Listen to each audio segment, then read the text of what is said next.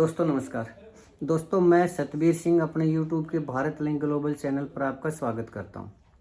दोस्तों जब से हरियाणा कांग्रेस में प्रदेश अध्यक्ष की नियुक्ति हुई है राव नरेंद्र यादव की, तो तब से कांग्रेस में कुछ ठीक नहीं चल रहा है।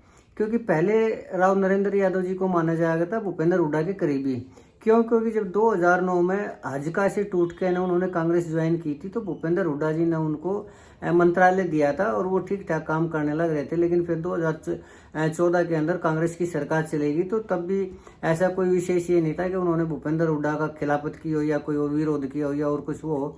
लेकिन अब जब प्रदेश अध्यक्ष के रूप में उनकी नियुक्ति हो, उस नियुक्ति के अंदर जो विरोधी गुट भूपेंद्र हुड्डा जी के विरोधी गुट थे उनकी भी सहमति थी और भूपेंद्र हुड्डा जी की भी सहमति थी, तो उनको प्रदेश अध्यक्ष का पद मिल गया।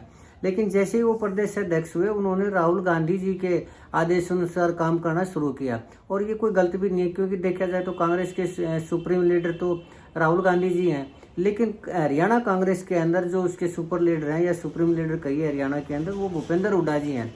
और जब उन्होंने भूपेंद्र हुड्डा जी के फैसलों का विरोध करना शुरू किया और दूसरे गुट का पक्ष लेना शुरू किया, तो वो जो कलहबाजी और विरोध और वो आ गया था, वो फिर शुरू हो गया। तो इसको देखते हुए राहुल गांधी जी ने एक अनुशासन कमेटी बनाई है, डिसिप्लिनरी कमेटी। तो उसका तात्पर्य ये है या तात्पर्य और मकसद ये है कि भाई अगर कोई दोबारा किसी फंक्शन में कांग्रेसी नेता ही कोई उल जुलूल बयान देता है या विरोध प्रकट करता है अपने सीनियर नेता के प्रति, तो उसके ऊपर वो जो कमेटी है वो एक्शन लेगी, सिफारिश करेगी और राहुल गांधी जी उसको कर देंगे बाहर। तो दूर से देखा जाए तो दोस्तों ये कोई गलत बात नहीं है, क्योंकि कोई भी पार्टी है और बड़ी पार्टी है तो उसके अंदर अनुशासन तो होना ही होना चाहिए। लेकिन ये जो अनुशासन कमेटी बनी है, इसके अंदर जो सदस्य है 5 सदस्य है, मुझे ऐसा लगता है कि ये 5 सदस्य ही कंट्रोवर्शियल हैं। क्यों है मैं बताता हूँ आपको। तो पहले तो जो इसके अध्यक्ष अनुशासन कमेटी के वे हैं धर्मपाल मलिक जी। धर्मपाल मलिक जी भजन लाल जी के, जब भजन लाल जी कांग्रेस में थे तो भजन लाल जी के बहुत करीबी आदमी हुआ करते, और इतने करीबी थे कि जब हरियाणा जनहित कांग्रेस का निर्माण हुआ तो वो कांग्रेस को छोड़कर हजका में शामिल हो गए थे। लेकिन फिर वापस वो कांग्रेस के अंदर आ गए। तो पहली बात तो ये है कि वो भजन लाल जी के करीबी थे, तो उनकी जो कुलदीप बिश्नोई जी के प्रति सॉफ्ट कॉर्नर है या वफादारी है वो तो है ही है। और कुलदीप बिश्नोई जी भूपेंद्र सिंह हुड्डा के विरोधी गुट के हैं, भले ही वो बीजेपी में हैं या कुछ भी हैं। तो इस हिसाब से अगर कल को कोई बात आती है तो उनका जो पलड़ा झुकेगा कुलदीप बिश्नोई जी की यानी बागी प्रत्याशियों की तरफ झुकेगा, तो वो अध्यक्ष बनाए इस अनुशासन कमेटी के। हालांकि वो माने जाते हैं कि भाई भूपेंद्र हुड्डा जी के भी करीबी, लेकिन मैं नहीं मानता कि वो भूपेंद्र हुड्डा जी के करीबी हैं। और कल को कोई बात होगी तो उनका जो फैसला होगा मुझे ऐसा लगता है कि वो भूपेंद्र हुड्डा जी के खिलाफ जाएगा। अच्छा, दूसरे मेंबर है वो है अकरम खान जी। अकरम खान जी जगाधरी से एमएलए हैं और वो सैलजा गुट के माने जाते हैं। और जो अकरम खान जी थे वे भी दल बदल हुए हैं। पहले आज़ाद उम्मीदवार के रूप में उन्होंने चुनाव लड़ा था, फिर बहुजन समाज पार्टी में चले गए, फिर कांग्रेस में आ गए 2019 में। तो अब वो कांग्रेस से हैं लेकिन सैलजा गुट के हैं। दूसरी बात, तीसरे फिर है कैलाशो सैनी जी। कैलाशो सैनी जी पहले लोकदल में थी, 2 बार एमपी भी रही। उससे पहले किसी और पार्टी से भी उन्होंने चुनाव लड़ा था और वो उसके बाद फिर भाजपा में भी चली गई थी। 2014 में कांग्रेस में आई है। हालांकि कांग्रेस में उनकी एंट्री करवाई भूपेंद्र हुड्डा जी ने। तो इसलिए इन 500 में से कैलाशो सैनी जी को तो ये माना जा सकता है कि भूपेंद्र हुड्डा जी के गुट की हैं। अब अगले जो हैं, एक तो अनिल धनतोड़ी जी। अनिल धनतोड़ी जी शाहबाद से एमएलए रह चुके हैं और ये भी दलित समुदाय से हैं और पहले बीजेपी में गए थे। बीजेपी के बाद जब वहाँ सौदेबाजी नहीं, पहले कांग्रेस में थे, कांग्रेस से बीजेपी में गए, बीजेपी में सौदेबाजी नहीं हुई तो ये वापस कांग्रेस में आ गए। और इनकी खास बात ये है कि ये भूपेंद्र हुड्डा जी के बहुत ही कट्टर विरोधी हैं। और जब उदय भान जी को अध्यक्ष बनाया था तो उन्होंने भूपेंद्र हुड्डा जी के ऊपर एलिगेशन लगाया था कि भूपेंद्र हुड्डा आगे खड़ा हुआ है और उदय भान जी की अपनी खुद की कोई वो नहीं है, वजूद नहीं है। और भूपेंद्र हुड्डा जी एक तरह से प्रदेश अध्यक्ष है। यानी कहने का तात्पर्य ये है कि ये अनिल धनतोड़ी जी हैं, ये भूपेंद्र हुड्डा के विरोधी गुट के। अब हैं एक एडवोकेट रोहित जैन जी। रोहित जैन जी भी सैलजा गुट के हैं। हालांकि ये कांग्रेस से ही हैं, ये दल बदलू नहीं है, लेकिन ये है सैलजा गुट से। तब दोस्तों सवाल ये उत्पन्न होता है कि इन 5 में से जो 3 आदमी हैं वो तो कट्टर सैलजा गुट के हैं। एक कैलाशो सैनी जी वो हुड्डा गुट के, और एक थोड़ा निर्दलीय लगा लीजिए, यानी ना भूपेंद्र हुड्डा गुट के ना विरोधी गुट के, तो उनको एक तरह से निष्पक्ष मानिए। तो 5 में से 3 आदमी अगर सैलजा गुट के हैं तो फिर अब ये वो होता है कि अब उनके जो फैसले होंगे, यानी भूपेंद्र हुड्डा जी के जो आदमी कुछ भी अगर वो करेंगे तो शैलजा गुट के होने के कारण वो भूपेंद्र हुड्डा जी के आदमियों के खिलाफ ही रिपोर्ट देने का काम करेंगे। और अगर भूपेंद्र हुड्डा जी के खिलाफ वो रिपोर्ट देने का काम करेंगे तो फिर वही गुटबाजी होगी। और इस बात में कोई दो राय नहीं है। अगर इन पांचों की नियुक्ति से ये लगता है कि जो पार्टी हाईकमान है यानी राहुल गांधी जी है, वो भूपेंद्र हुड्डा के कमजोर करने के लिए, उनका पर कतरने के लिए शैलजा जी को बढ़ाने लग रहे हैं, मजबूत बनाने लग रहे हैं, उनको थोड़ा ज्यादा वेटेज देने लग रहे हैं, तो वास्तव में मुझे ऐसा नहीं लगता कि वास्तव में ऐसा हो पाएगा।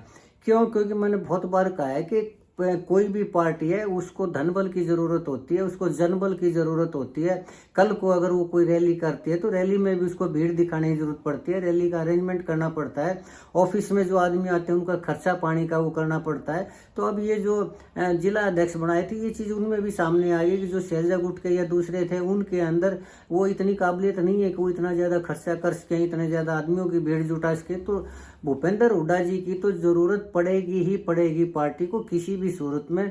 और भूपेंद्र हुड्डा जी की मेन बात यह है कि आज जो 37 विधायक है उनमें से 31 विधायक तो भूपेंद्र हुड्डा जी के गुट के हैं। और ये प्रजातंत्र है, प्रजातंत्र में कोई भी फैसला होगा तो वो जो 31 विधायक है वो भूपेंद्र हुड्डा जी के पक्ष के हैं, तो उन फैसलों को पलटवाने की भी कैपेसिटी रखते हैं। यानी कल को राहुल गांधी अगर कोई फैसला लेंगे तो राहुल गांधी जी उन 31 विधायकों की आवाज को दबा नहीं सकते, उनको अवॉइड नहीं कर सकते, उनको अनसुना नहीं कर सकते।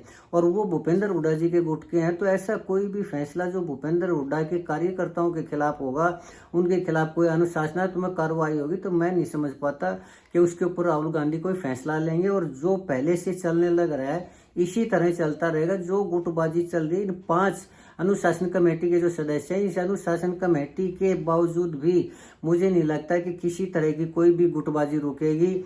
या फिर शैलजा गुट है वो ज्यादा मजबूत होगा, या भूपेंद्र हुड्डा जी वो कोई कम होगा, या फिर अनुशासन कमेटी का मकसद ही भूपेंद्र हुड्डा जी को कमजोर करने के लिए किया गया है। तो मुझे नहीं लगता कि ऐसा कुछ भी हो पाएगा। और दूसरी जो सबसे बड़ी बात है, आज रॉबर्ट वाड्रा केस में जितने भी केस चले हुए हैं, जो लैंड डील के मामले हैं या और कुछ हैं, उसमें भूपेंद्र हुड्डा जी भी एक पार्टी है। अगर राहुल गांधी ने भूपेंद्र हुड्डा जी के खिलाफ कोई कदम उठाने की कोशिश की या और कुछ करने की कोशिश की तो भूपेंद्र हुड्डा जी भी पलटी मार सकते हैं, वो सरकारी गवाह बन सकते हैं या और कोई दूसरी चाल चल सकते हैं। तो मुझे नहीं लगता कि गांधी परिवार भूपेंद्र हुड्डा जी को कमजोर कर सकता है या कमजोर करने की कोशिश कर सकता है। ये जो अनुशासनात्मक कमेटी है या फिर जिला अध्यक्ष है, या मुझे लगता है कि 4 साल तक दिखाने के लिए है कि भाई जो कार्यकर्ता हैं उनके मनोबल को थोड़ा मजबूत किया जाए और उनको ये लगे कि भाई अकेले भूपेंद्र हुड्डा ही नहीं है, और भी दूसरे हैं, उनका भी कुछ इसमें राहुल गांधी की नज़रों में कीमत है और वो भी कुछ कर सकते हैं और हमारे को पद दिलवा सकते हैं, टिकट दिलवा सकते हैं। तो इस तरह के विश्वास को क्रिएट करने के लिए मेरे हिसाब से ये राहुल गांधी जी द्वारा ये एक तरह की ड्रामेबाजी की गई है कि चलिए कमेटी का फैसला सर्वमान्य होगा, कमेटी के अनुसार ही सब कुछ होगा, भूपेंद्र हुड्डा जी की बात नहीं मानी जाएगी। और अगर किसी रैली में या किसी कार्यक्रम में या किसी फंक्शन में भूपेंद्र हुड्डा गुट के लोग हैं, अगर वो कोई ऐसा बता दिखाएंगे तो उनको पार्टी से बाहर निकाल दिया जाएगा। हकीकत में तो दोस्तों मुझे लगता नहीं कि ऐसा कुछ होगा। हाँ, दिखाने के लिए जरूर प्रयास किया जाएगा कि हम ये कर देंगे वो कर देंगे, बाकी जैसा अब तक चलता आया है वैसा ही चलता रहेगा। और हरियाणा के अंदर पहली बात तो ये है कि इलेक्शन में ही 4 साल है, तो कुछ भी कहना, कुछ भी करना, कुछ भी दिखाना ये समय से पहले की बात होगी। तो जब 4 साल में पड़े हुए हैं तो सिर्फ लोगों को दिखाने के अलावा और कुछ नहीं है ये। और जैसे चल रहा है वैसे ही चलता रहा। जो गुटबाजी है वो गुटबाजी चलती रहेगी। भूपेंद्र हुड्डा के आदमी है वो हावी होते रहेंगे, दीपेंद्र हुड्डा जी के आदमी वो हावी होते रहेंगे। और जो झगड़ा फसाद टांग खिंचाई एक दूसरे के जूतम पैजार जो चल रही है वो चलती रहेगी। कांग्रेस में गुटबाजी नहीं रुकनी, चाहे डिसिप्लिनरी कमेटी बना लो या प्रदेश अध्यक्ष बदल लो या कुछ भी बदल लो।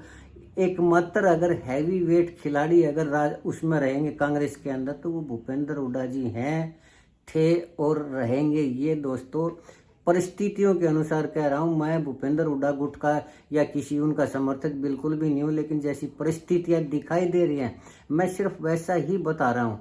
और इसके सिवा और कुछ भी नहीं होने जा रहा है। आप आने वाले टाइम में ये देख भी सकते हैं। मैंने पहले भी कहा था कि अगर लीडर ऑफ अपोजिशन का पद मिलेगा तो सिर्फ और सिर्फ भूपेंद्र हुड्डा जी को मिलेगा, और मिला भी उन्हें। और रही बात कांग्रेस के प्रदेश अध्यक्ष पद की, तो उस टाइम राव नरेंद्र यादव जी भी भूपेंद्र हुड्डा जी के गुट के ही थे, लेकिन वो बाद में पलटी मार गए, तो इसमें उनका क्या कसूर है। और आने वाले टाइम में राव नरेंद्र जी को भी पद से हटा दिया जाएगा, और ये जो कमेटी है इसकी भी वैल्यू मेरे हिसाब से खत्म हो जाएगी। अगर आपको यकीन नहीं है तो आने वाले टाइम में देख लेना। बस इतना ही है दोस्तों। चलिए दोस्तों, आज के लिए इतना ही। अगर आपको लगता है कि मेरा ये विश्लेषण, मेरा ये आकलन, ये विवेचन ठीक है, तो मैं आपसे निवेदन करना चाहूँगा कि आप मेरे इस वीडियो को लाइक करें, शेयर करें और कमेंट करें दोस्तों। और अगर लगता है कि ये जो विवेचना है, विश्लेषण है, ये ठीक नहीं है, तो भी मैं चाहूँगा कि आप ज़रूर कमेंट करके बताएं, ताकि मैं अपने आप को करेक्ट कर सकूं। आपने मेरा ये वीडियो देखा, इसके लिए आपका बहुत बहुत धन्यवाद। परमात्मा आपके घर में सुख, शांति और समृद्धि दे। नमस्कार, जय हिंद, जय भारत।